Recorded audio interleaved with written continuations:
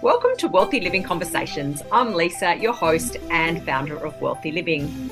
It's here that I connect with a variety of wonderful people to have inspiring and insightful conversations to help you live a meaningful, connected and well life, both personally and professionally. So in today's episode, I'm speaking with a very special woman, Amy Loughren. So it's pronounced Loughren. Loughren. Awesome. Yes. Thank you. I should have asked you that before I did. No, that's okay. Everyone has their own little twist on my name. So Amy worked for many years as an overloaded trauma ICU ER nurse, but in 2003, her life path changed. You may know Amy's story from watching the recent Netflix movie, The GoodNurse, that's based on part of Amy's life of her unknowingly befriending a serial killer, Charlie Cullen, in 2001, and she worked alongside him with both of them being nurses. So Amy's now a clinical hypnotherapist and meditation instructor, among so many other spiritual healing modalities. So welcome, Amy. Thank you. Thank you for having me. Oh, it's such a pleasure. And, I so appreciate juggling the time zones and being able to have this conversation. It's so wonderful, and your story is so fascinating, and obviously a lot of people got to learn a lot about you and your journey, and got taken on that emotional ride when they watched the Netflix movie, and some might have watched the documentary as well.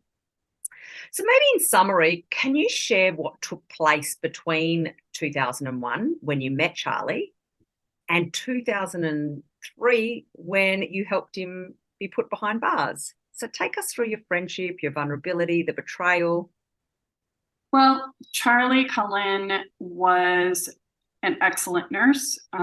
He started working at the hospital where I was a travel nurse.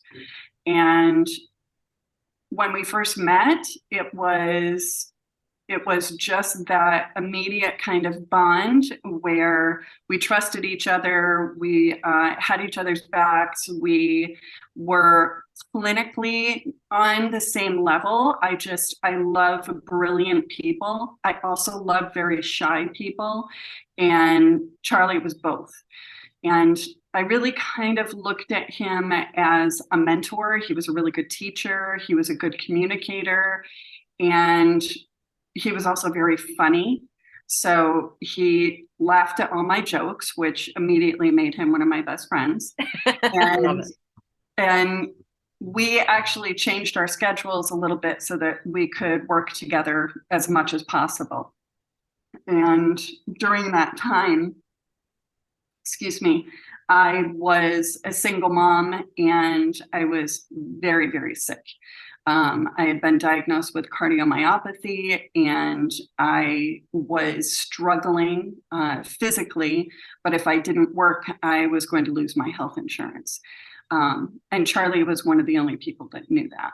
And so you developed this really beautiful, what you felt was this authentic relationship, which in a lot of ways, I'm sure it was. And you got really close, there was an obvious emotion between you of true friendship, and he helped you out as a single mother, and it just seemed in some ways a little bit too good to be true. And I suppose in a lot of ways it was. Yeah, it was. When you work in nursing and when you work in medicine, when you're together, sometimes for 16 hours at a time, you're trauma bonding. And we worked night shift, which means we really didn't have much of a social life. And healthy or not, nurses end up really making their job their social life, because it's very hard to juggle everything, being able to sleep, being able to, like with me, being a mom. I would go to work, and sometimes it was the only time that I was awake and coherent. But yes, we had gotten extremely close, and Christy, I think, did a great job with making it understandable for people, that closeness. He never met my children. He did talk to my oldest daughter on the phone when we were going through an investigation, but he was never in my home. Mm. Now, that being said, he would have been in my home if we had lived close to each other. Absolutely. Yeah. So he was my everyday friend. He, we talked a lot. And he was one of the only ones that really knew what was going on in my life. And then this wonderful nurse ended up getting fired. And it was kind of out of the blue. It made everyone pretty much terrified, because if Charlie could be fired, then that meant all of us could be fired. Mm. We didn't really understand. I talked to Charlie after he was fired, and he told me that the reason he was fired is because he had not been honest on his application. And that was true. He hadn't. He lied about being fired from his previous job. But it still didn't make any sense why he would have been fired. Mm. About 2 weeks after he was fired, I think it was 2 weeks, detectives started showing up and asking some pretty leading questions. But I really thought it probably had something to do with narcotics. It didn't really occur to me that it was going to be a murder investigation. I had been a nurse for 16 years at that time. The only time that any of us had ever been questioned about anything was if narcotics ended up being taken from the nursing med unit. And so that was the only thing that I could imagine. Wow. And, yep, go on. And then I started to hear rumors that people had been questioned about certain patients that had died. And those patients apparently had died of strange circumstances. We had been dealing with a lot of problems with the lab, and many of us thought that there was something wrong with the lab. We did not realize that all of our lab results were skewed because someone was literally overdosing patients every single day, every single shift. One or more of our patients was being overdosed with all kinds of different medications. But the detectives finally talked to me. Danny Baldwin, who was the lead detective, was the only one that would speak to me. And he made it very clear that he didn't want anyone else talking to me because I was the only person that was still very close to Charlie. So in our meeting, we were supposed to have a hospital representative with us, and that hospital representative left the room while Danny was questioning me. And during this questioning, I was very, very hostile. And I told him that this was just a witch hunt. It was bullshit. And he was not going to get anything from me. And in fact, he showed me some evidence during that meeting when my representative left the room. It became evident that something sinister was happening from the piece of paper that he gave me, which were printouts from Charlie's activity on the Pyxis machine, which is a medication dispensing machine. And it also became apparent that the hospital had to have known what was going on. Mm. So between the fact that I just realized that one of my best friends, one of my closest friends, is probably harming patients, I also was terrified because I knew in that moment that the hospital knew. Mm-hmm. And if they didn't know, that wasn't any better, because it was so evident that Charlie was doing something sinister from that printout, that anyone that knew how the Pyxis worked would know because he wasn't hiding it. Mm.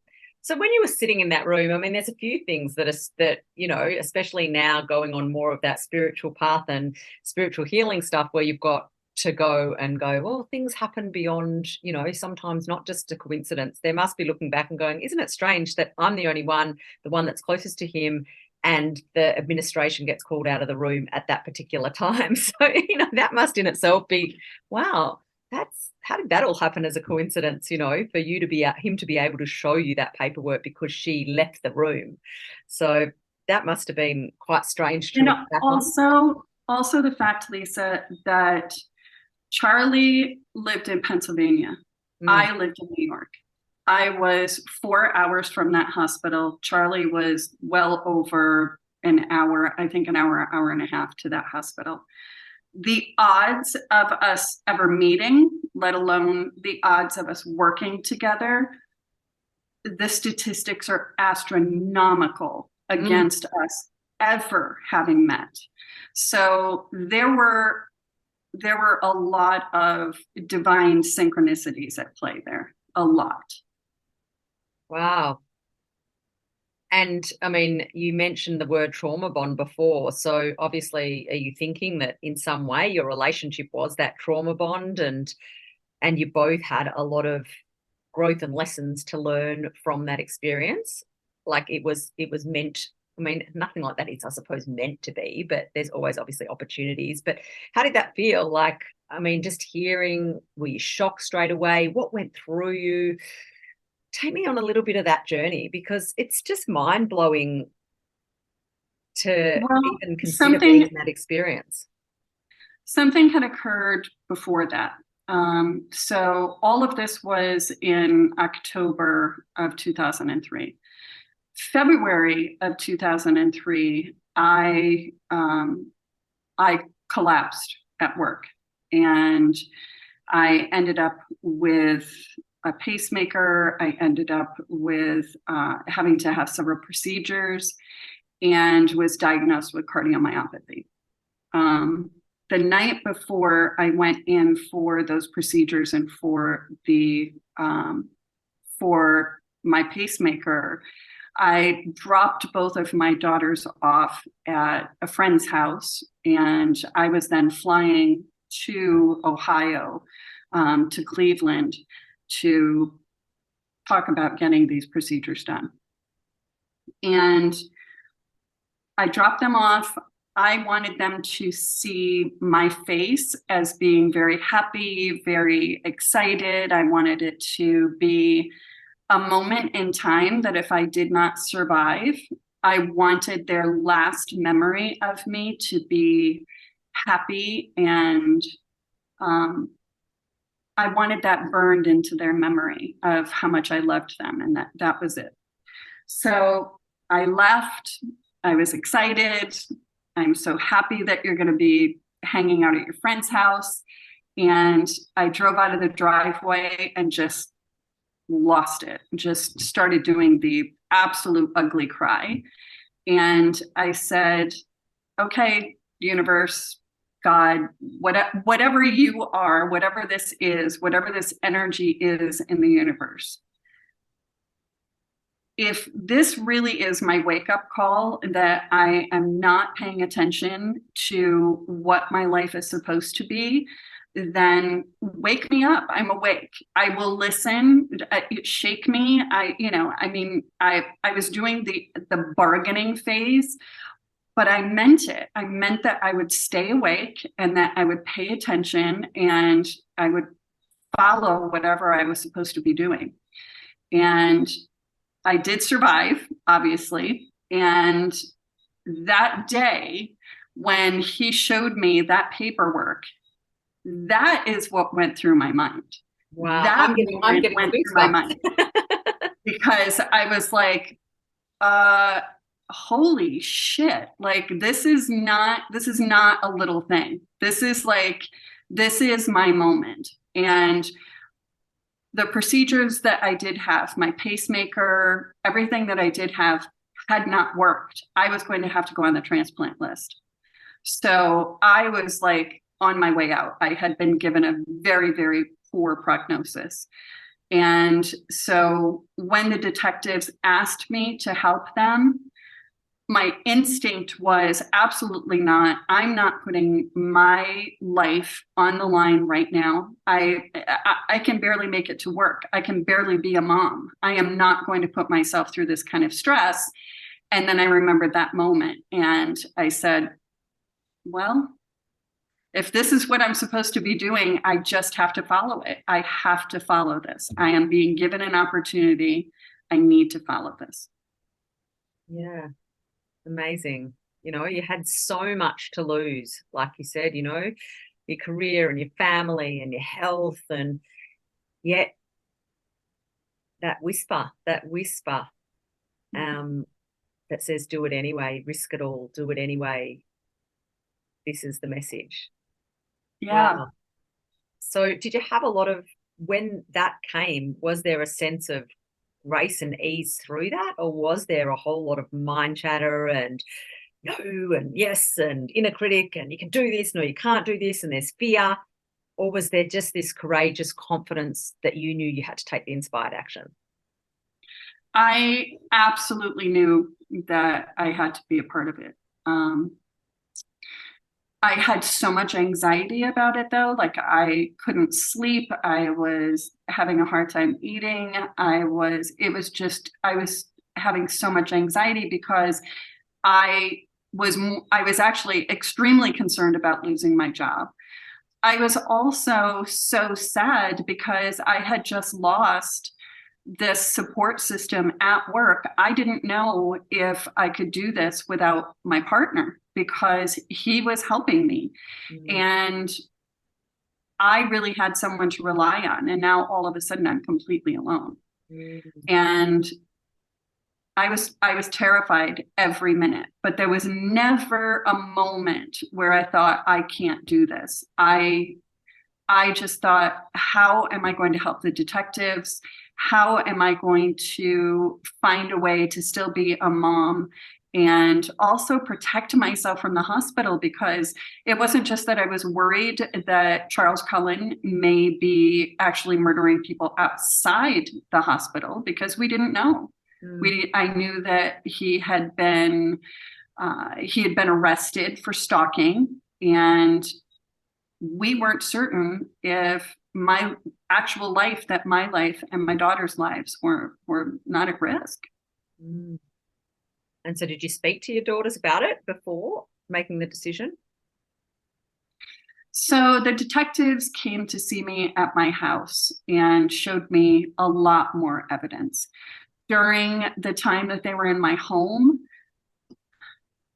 I received a call from that representative from the hospital, and she was trying to scare me into not talking to the detectives. She obviously didn't know that they were there at the time, but she tried to encourage me to not speak to the detectives unless she was in the room, because it could put me at risk. Like she was really concerned about me. Um, so yes, after I spoke with the detectives and saw a lot more of the evidence, I also realized that this could affect my daughter's life. I was the drama teacher at her school. I was directing the sixth grade play, and she was very, very shy. She was almost 12 years old at that time. And all of a sudden she has all of these friends. They're coming to the house. She's being invited, even though she always did have friends, but it was a life-changing opportunity for her to be more social and come out of her shell. And so I explained to her that I wanted to help detectives possibly stop a murderer. And I said I didn't know how this was going to play out. I didn't know if there were going to be terrible rumors about me. I didn't know if there were going to be people who believed that I actually helped him. I didn't know what the investigation was going to ask me to do. And we lived in a very small town. And I said, maybe you aren't going to be able to have your friends over anymore. Maybe I won't be able to direct a play. And maybe we'll even have to move. And those were worst case scenarios. But maybe nobody would find out. But if they did, it could go south pretty quickly. And she said, Mom, he's murdering people. I don't care about my social life. We have to help the detectives. I just thought, here I am, like explaining, like deeply explaining to her. And she was just like, why are we even having this conversation? Yeah. Of course we're going to help the detectives. Yep. So her moral compass was so intact and in line, completely in alignment. Whereas the people at the hospital, the bureaucrats, they had sold their souls for capitalism.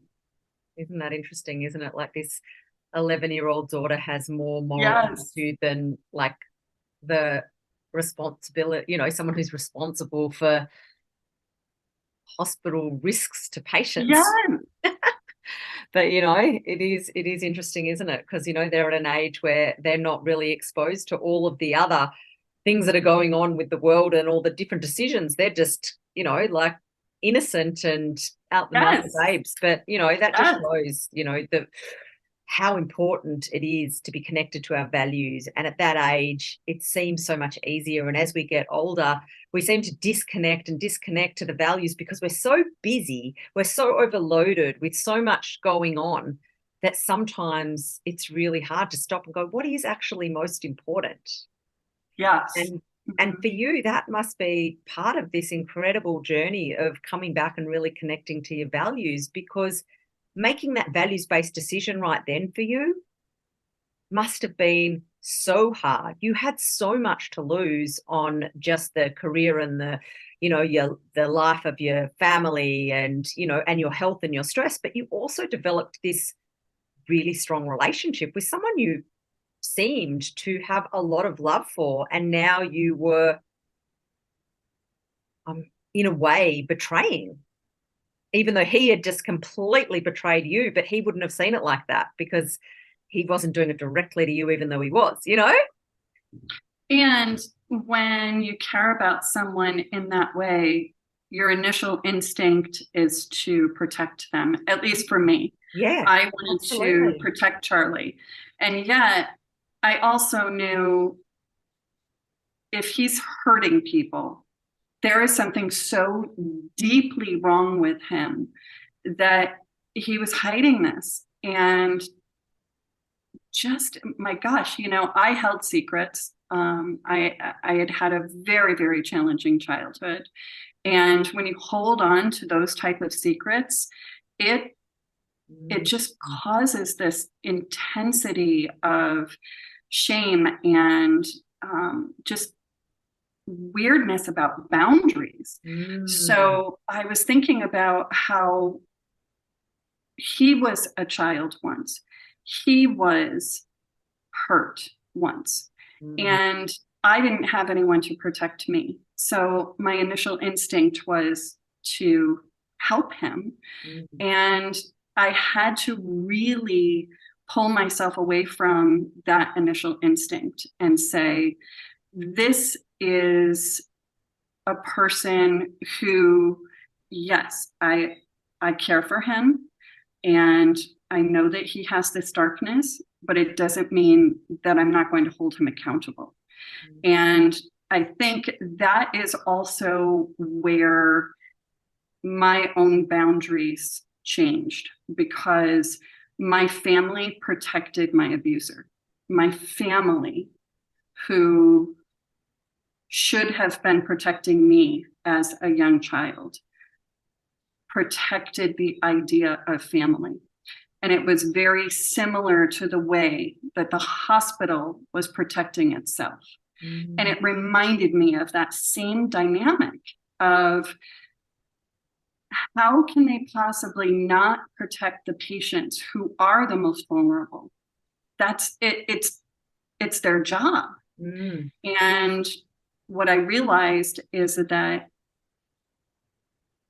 the actual abuse the actual murders are not the sickness. It's the denial that is the true sickness of all of this. Denial is the sickness that is in families.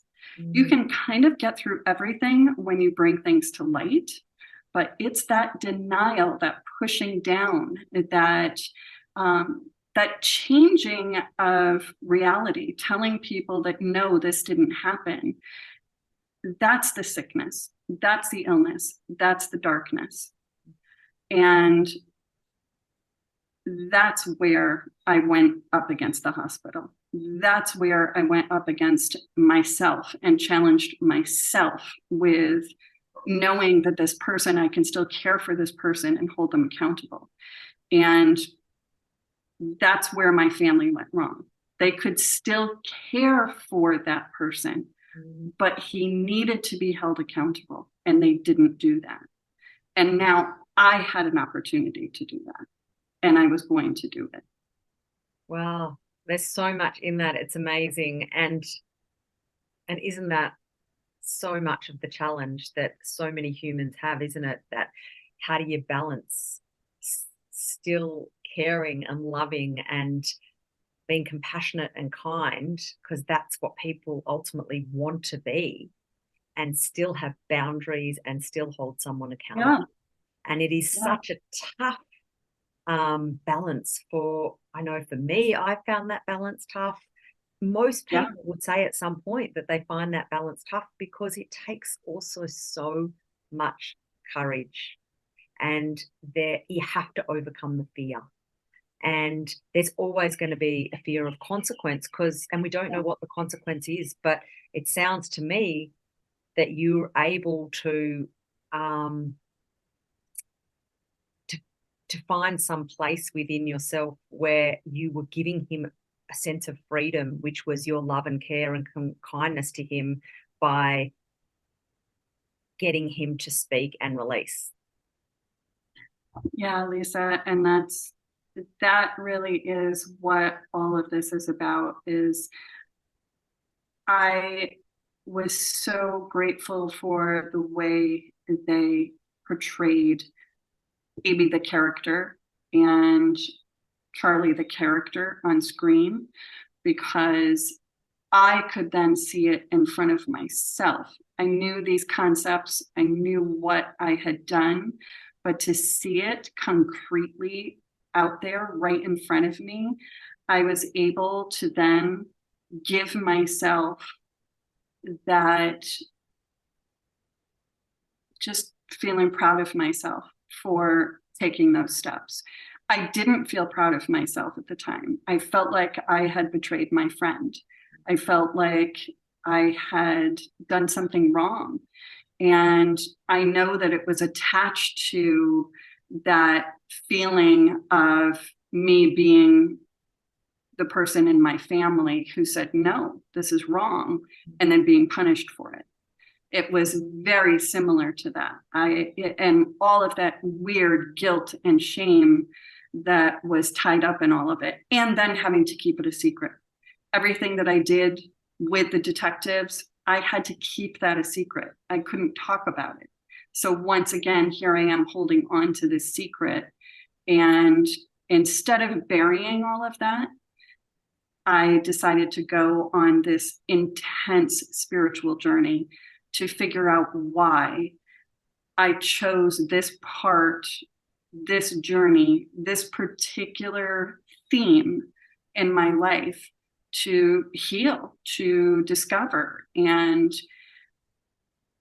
when I went on that journey, initially, I really felt like I wanted to heal something within myself. And then I realized that there wasn't anything to heal. It was a discovery of becoming aware. It was a discovery of understanding that we're allowed to have compassion for anything in this world, for any situation in this world, and yet still hold people accountable, still have boundaries, still love them. And it doesn't have to be and or. We don't have to look at people like they are monsters. We look at them, for me, for my particular journey, it's looking at them as they're on that similar journey. They are also on that journey of becoming aware. And who am I to judge the way that they have chosen to take this journey? So incredible. I mean, you're such an incredible woman to recognize those things. It's huge. It's huge. And you were able to sort it out in your head to feel like it's okay, even though it was hard, even though it was scary.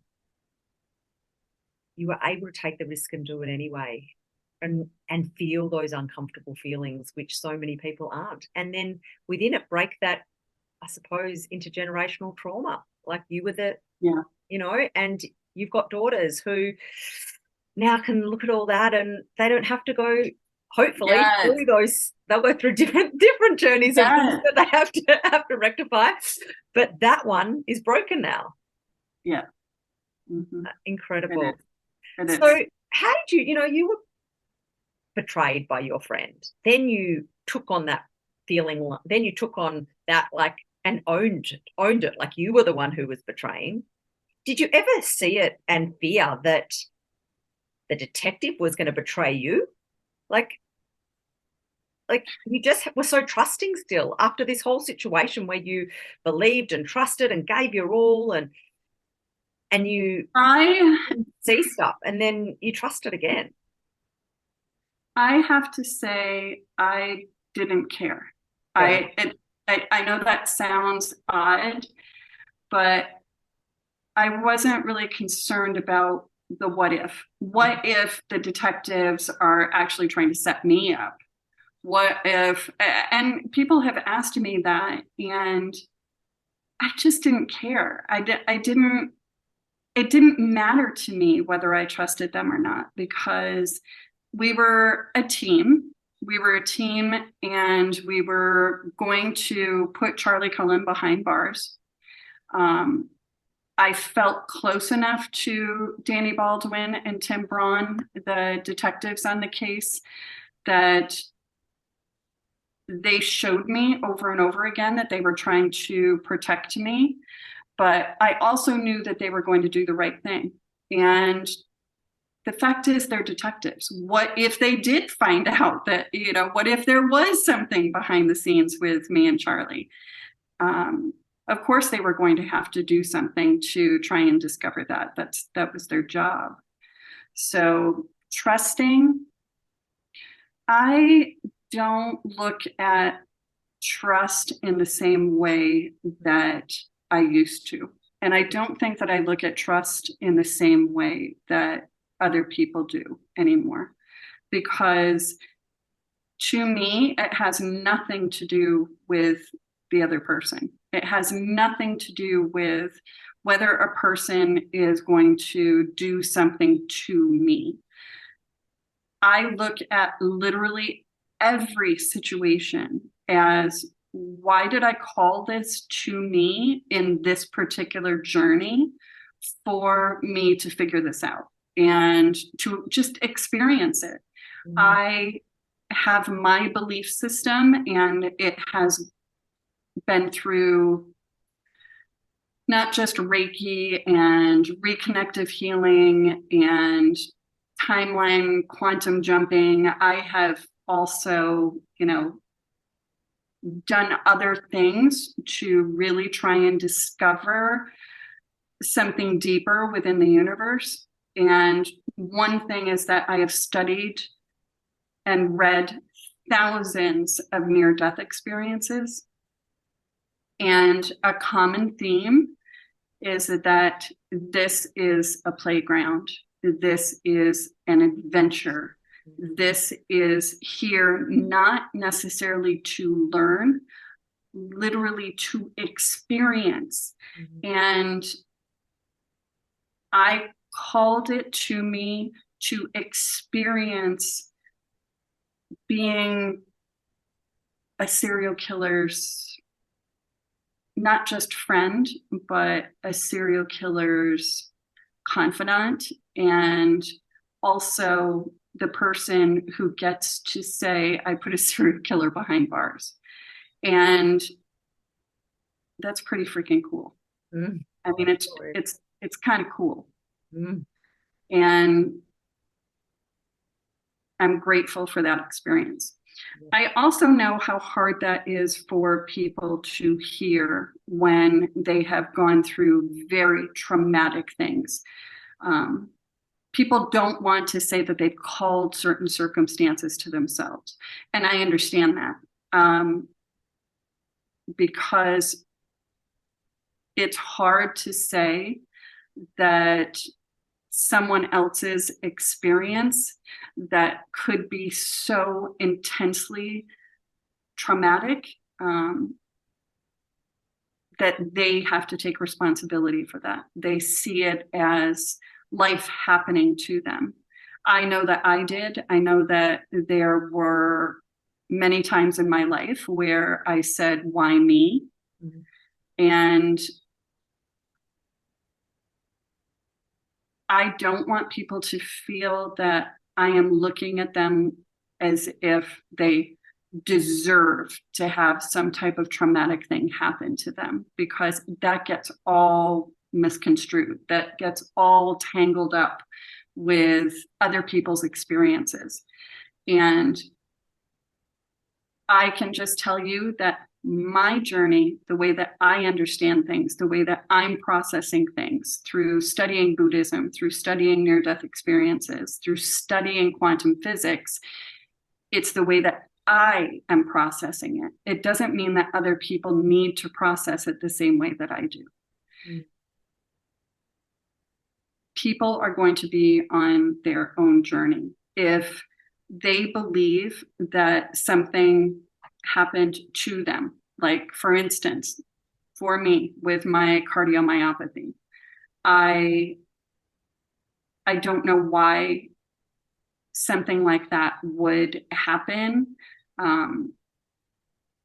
except to have that experience. There's no other reason. And there doesn't have to be a reason. There doesn't have to be this God that says you're being punished.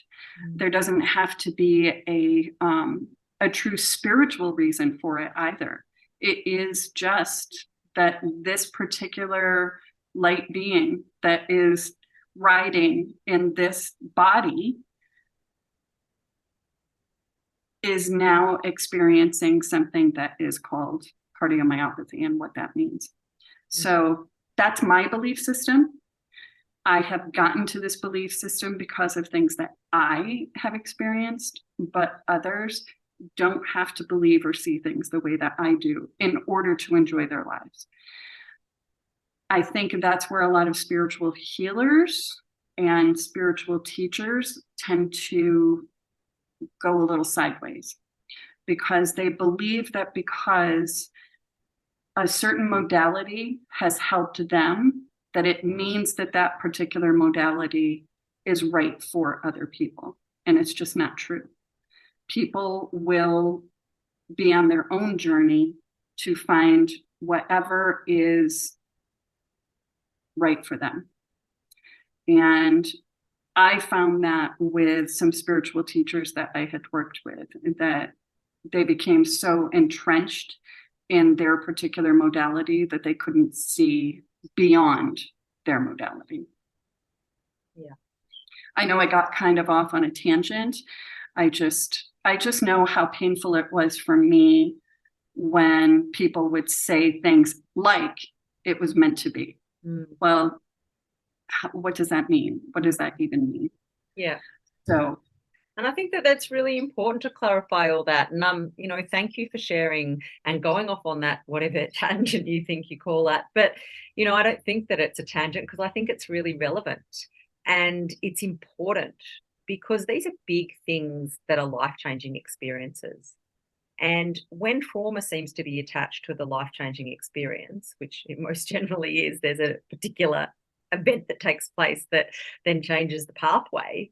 If it's a not great, very, I suppose, let's say, traumatizing event, and someone at that time says, oh, well, it's just meant to be. I mean, it's not Yeah. helpful. It's not a helpful thing to No. say. And it is, especially as somebody is going through that experience. Yeah. And you're right.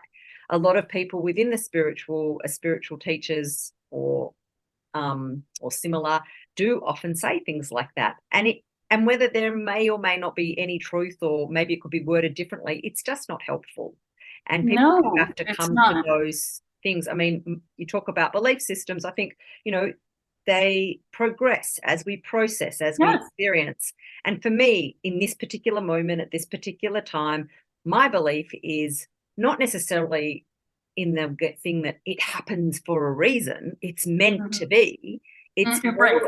more about things. All right, it happened. This was a part of my life experience. In every event that happens, there's learning opportunities. There's ways to develop my personal growth. There's ways to process it and think about, what has that said about me? What has that said about my way of relating? What is that, where's the dynamics? What can I learn from it? What can I take forward? Where do I need to improve? Where did I do well? And a lot of reflection can happen from really difficult times. But was that time meant to be? Well, maybe, maybe not. I mean, you can say everything is meant to be. Everything is as it's supposed to be. But, that's just up to a person's interpretation. But to say that, you're right, it's not helpful. I also have reflected recently on healing.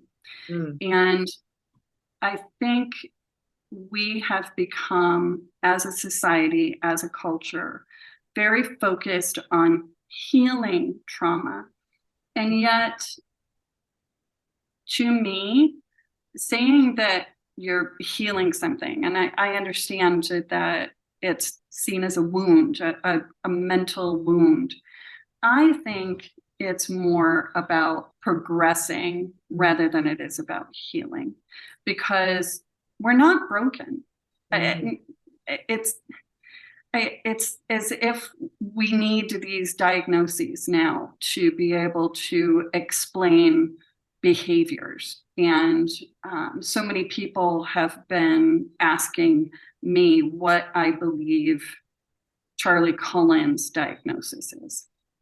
And I understand wanting to have those types of answers. I also think that when people become confused about the way that they think or the way that they are perceiving things, they want a title to go along with that so that they can say, oh, well, this is why I have this behavior, rather than taking responsibility for the behavior and saying, okay, is this a behavior that causes me stress? Or is this a behavior that causes me joy? And now, do I know how to live with this behavior? Or can I find another behavior to possibly give me more joy? Yeah. And the fact is, we don't have to heal to be good citizens. We don't have to heal to be good people. We don't have to heal to enjoy life. And that journey for me was something that was hard to learn. I didn't have to heal my trauma. What I did need to understand was that type of trauma for me molded me in a way that I could love a serial killer. And it was that love that put him behind bars. Mm. So this trauma, this horrific thing that happened to me as a child, was actually the thing that saved possibly another hundreds of people. Mm. And if I hadn't had that trauma, I wouldn't have been able to relate to someone like Charlie Cullen. So I'm kind of glad I didn't heal it right away. Yeah. Wow. It's huge. It's huge. And it's so refreshing to witness this journey of yours and hear you share all of these incredible insights, which have helped you so much, but is also great, such great wisdom to have be thought provoking for other people. And we've all been through different situations, some more traumatic, some less traumatic, different, more difficult, less Mm-hmm. difficult, but everybody's been through different things. And you're right, everybody does talk about healing things and the importance of healing things.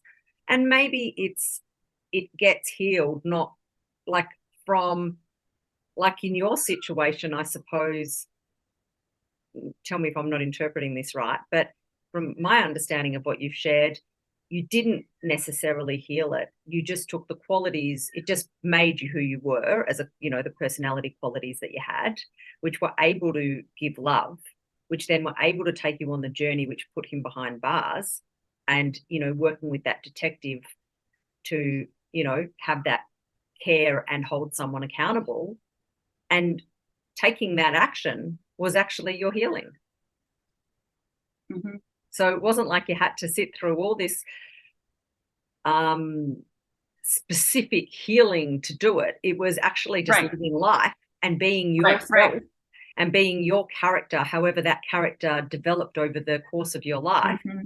to Mm-hmm. then be true to that character, not push it away, and then have a time of recognition where you went, yes, I can be loving, yes, I can be caring, because that is who I am as a person. But right now, because of what happened to me as a child, I'm going to now take stand and make someone accountable too. Mm-hmm. And then your healing just took its natural progression. Mm-hmm.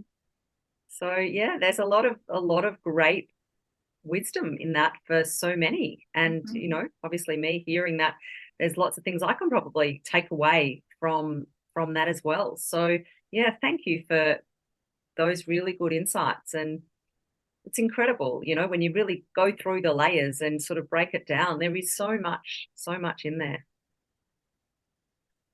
Yeah. Yeah, now if I could just write all that down. That's right. It's recording. You'll listen to the recording and then you can take notes. There you go. There you go. You Yeah. know what I loved so much going through the process of the book, writing the book with Charles Graeber. Um, after all of these years that we've been working together on really understanding Charlie Cullen, understanding my own journey. Um, he has been one of the people that has been able to put my feelings to words, and I'm so grateful for that. I think everyone should have a writer just like following them around just narrating.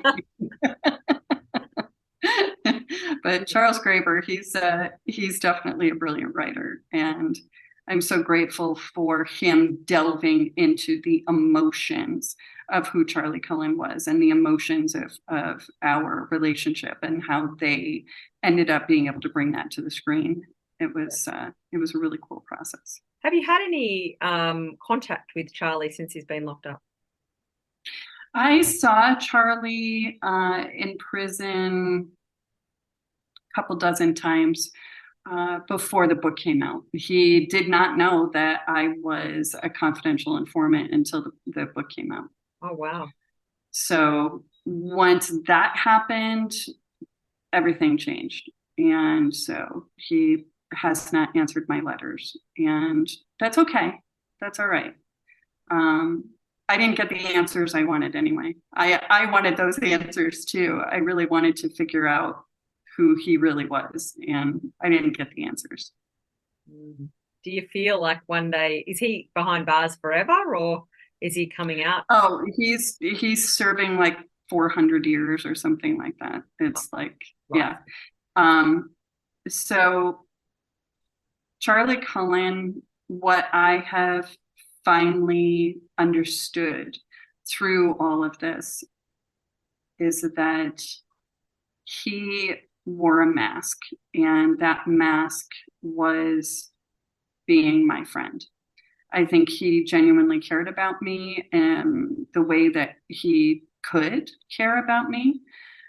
Most of that was performative. And I think who Charles Cullen really is the murderer. And my friend Charlie is someone he pretended to be. That was a hard lesson. Mm. And watching him in the courtroom when the victims' families confronted him, he had an opportunity to say that he was sorry. He had an opportunity to take responsibility.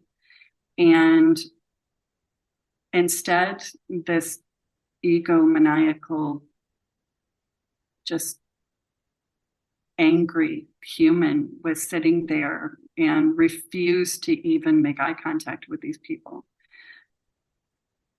He wasn't a mercy killer.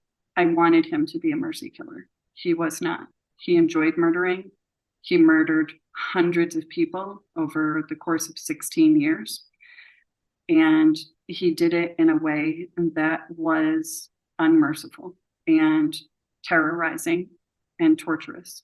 And he didn't take responsibility for that.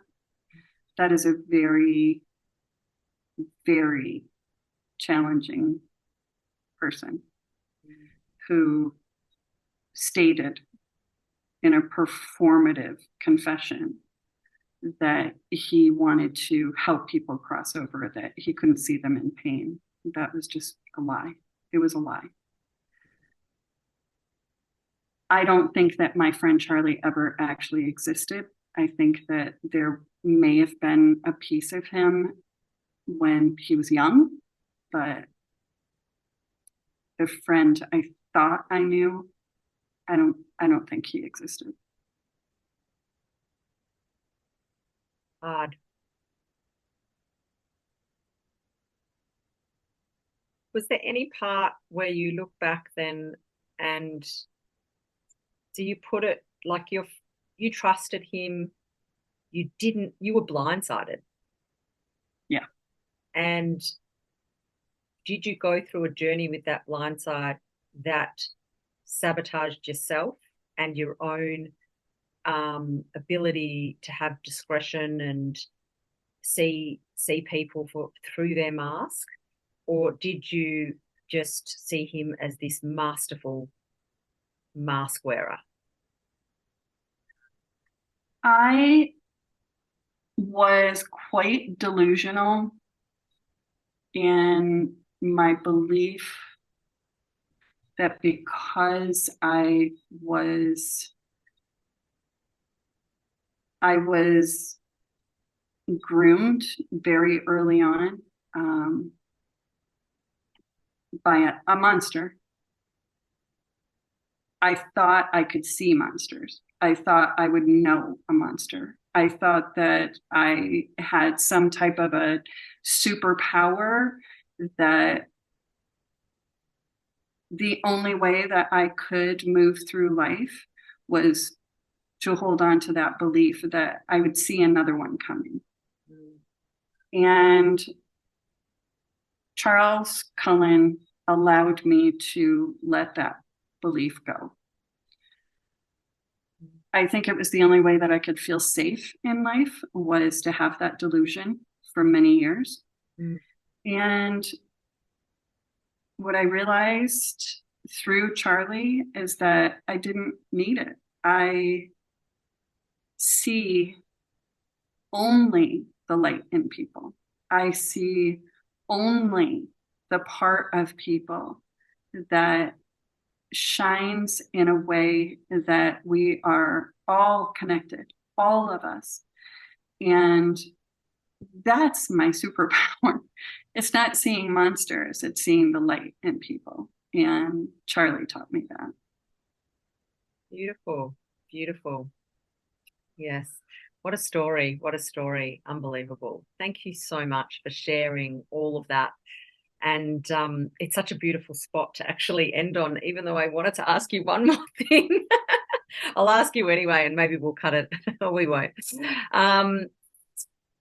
Did you quit nursing straight from there? And did the misalignment with the hospital, like the toxic lack of accountability of an institution, impact your decision to leave nursing? I did not leave right away because I couldn't afford to. Yeah. I needed my health insurance. It was the only way that I knew how to make money. I did leave nursing after a while because I realized that I could not be in alignment in that environment.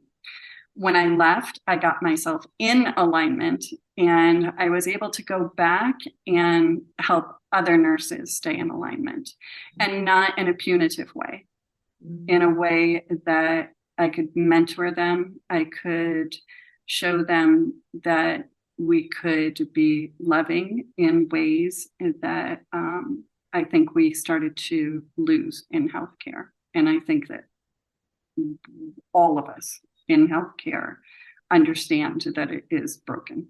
It's very, very broken. All over the world. Yeah, it's very, very broken.